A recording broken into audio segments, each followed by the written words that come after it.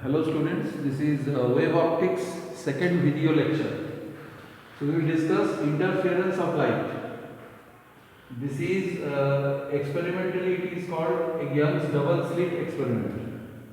Now interference is when you take two waves having same amplitude, frequency, traveling in the same direction, and producing at a point phase difference independent of time, that is called coherent addition. So the two waves are said to be coherent.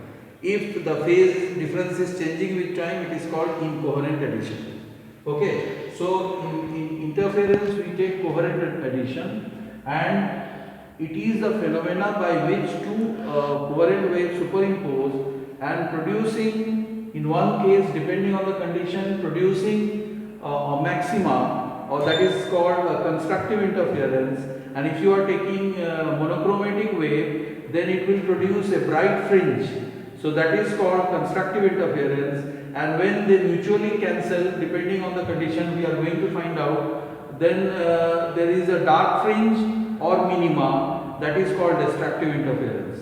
So where the energy remains conserved, but energy is maximum in the maxima and is minimum in the minima. Now this is the line diagram of your double slit experiment. This is an original source. These are the two slits, S1 and S2, very tiny slits, which is denoted by slit with small d.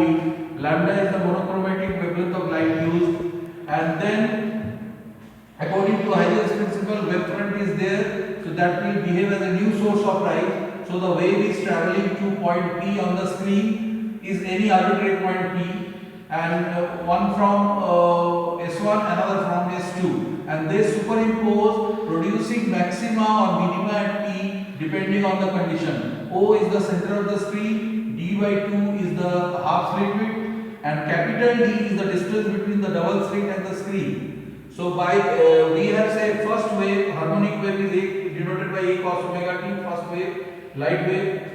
Second light wave is denoted by A cos omega t plus phi, second light wave, where phi is the phase difference between the two waves.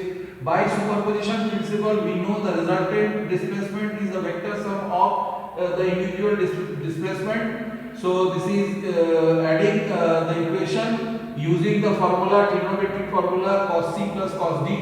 We are getting 2a cos phi by 2 into cos omega t plus phi by 2. So the amplitude of the resultant displacement y is 2a cos phi by 2, and we know that intensity of resultant wave is intensity is directly proportional to amplitude square. So putting that, we are getting 4I0 cos square phi by 2. Here I have taken amplitude to be equal. In the text I will give by taking different amplitude, that also you can see from the text.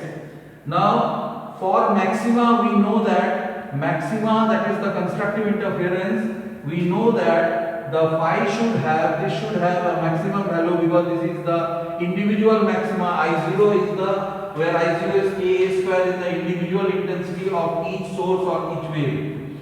Now putting the value of phi, that is phase difference, equal to 0 plus minus 2 pi, plus is above the center of the screen, minus is below the center of the screen. So 4 pi, so it is integral multiple of 2 pi, where we get maxima, and equivalent optical path difference is integral multiple of full wavelength. Integral multiple of full wavelength. It is integral multiple of full wavelength, that is n into lambda. Now optical path difference is, if in a wave, if you take the phase difference between this point and this point is 2 pi, and the optical path difference is equivalent to lambda. Okay, so 2 pi is equivalent to lambda, so it is 2n pi is equivalent to n into lambda. Similarly for minima, it should have minimum value, that is destructive interference. For minima, we have phi value to be plus minus pi, means odd multiple of pi. So it is 2n plus 1 pi, that is odd multiple of pi. Similarly, its optical path difference, equivalent optical path difference is delta z equal to 2n plus 1 lambda by 2. Okay, plus minus 2s plus 1 plus for above the center of the screen and minus below the center of the screen.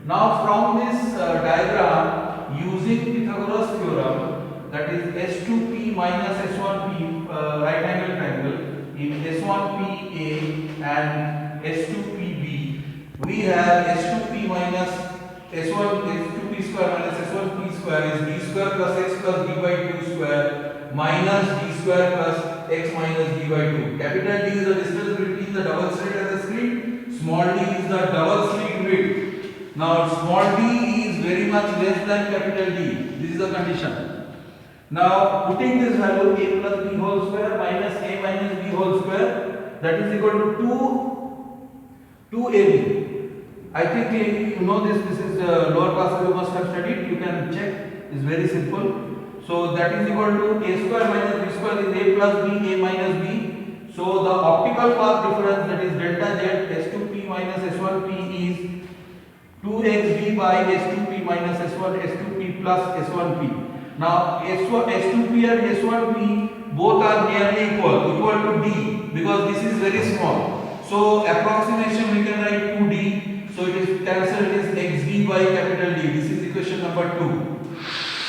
Okay, this was equation number 1. So this was equation number 1. This is equation number 2. Now for constructive interference, that is I equal to I maximum, delta z should be integral multiple of, this is the condition for maxima. So putting this value, we are getting the position of the maxima fringe from the center of the screen to be n d lambda by small d, where n equal to 0. If you put 0, then you will get the central to be maxima, which is shown by this intensity versus distance diagram. Here you see is maxima. Now first maxima will be d lambda by t. So this is the first maxima. This is the first maxima. This is the central. This is the first. X t by d lambda by d lambda by d, here plus, here minus d lambda by d, like that. So in this way, if you put n is equal to 2, you will get the second one. The center is the first, this is the second. Similarly, for destructive interference, I should be a minimum intensity. So for that, optical path difference should be odd integral multiple of half wavelength. So putting this value, we are getting n plus half lambda d by d. So it is n equal to 0. If you put 0, then it will get the first minima, which is shown by here. This is the first minima. This is the first minima. Mean 1. This is mean 1 plus is above the center of the screen. This is mean 2, like that. This is max 2. This is max 1, like that. So we are getting the intensity pattern on the screen. Now I have drawn this dotted diagram. For example, what is the meaning of interference? When you close S2, only open S1, you will get this type of intensity. Sorry. You get this type of intensity.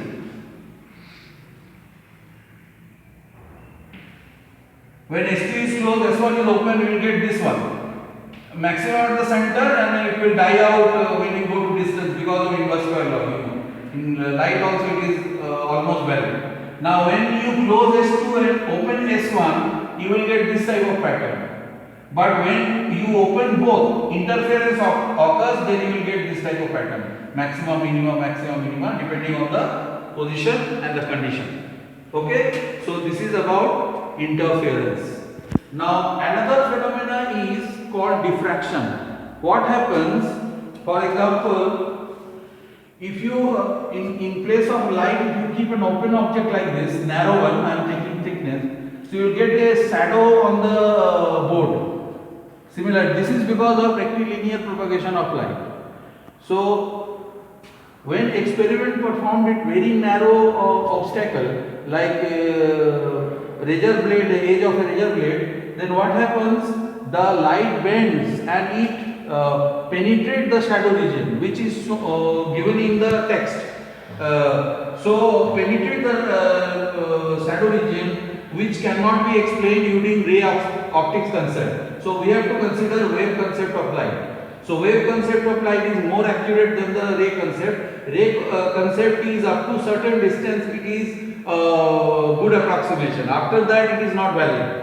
So experiment has to be explained with the help of the concept. Now this is a single slit. This is a light source, a monochromatic light source having wavelength lambda. A is the single slit width. Theta is the angle of diffraction. Diffraction means bending. So it is bending with an angle theta. Angle theta. This is the theta angle by which it bends. Now I am taking a P point, any arbitrary point on the screen. Okay. Now this is L and the two edge of the single slit. Now optical path difference from a secondary wavelength here by Huygens theory and N, L and N is given by NQ. So it is the LP minus LP. So putting this will get A sin theta. And when theta is small, then sin theta is equal to theta. So it is A theta. Now putting theta equal to 0.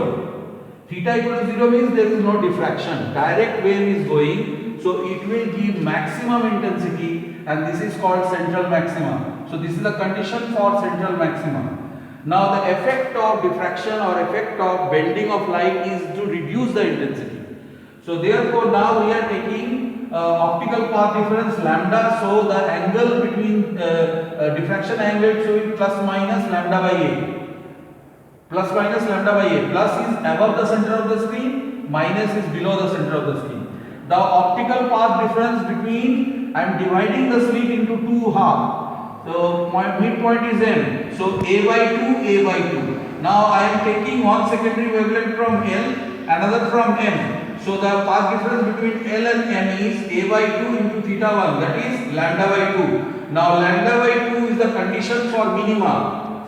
Therefore we can say that this slit can be considered to be made up of infinite pairs. One secondary wavelength here, just here. Another just below it, another just below it, like that. So it can be considered to be made up of such infinite pairs. Therefore, this theta 1 plus minus lambda by A is the condition for first minima. First minima. Okay, first minima. First minima.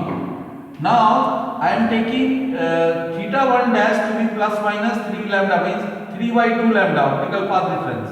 Odd multipolar. So I am dividing the slit into three equal parts, A by 3, A by 3, M1 and M2.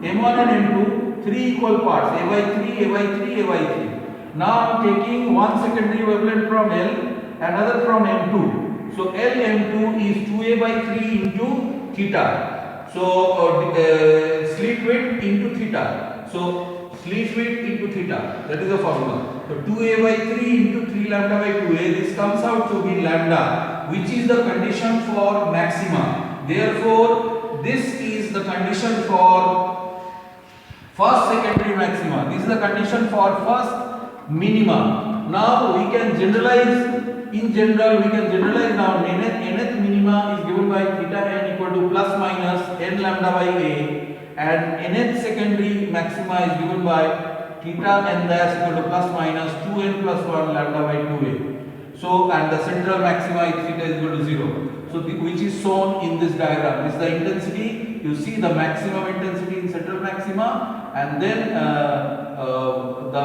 it's gradually decreasing. First secondary maxima having intensity less than this, like this. This is plus, this is minus, below the center of the screen. Thank you.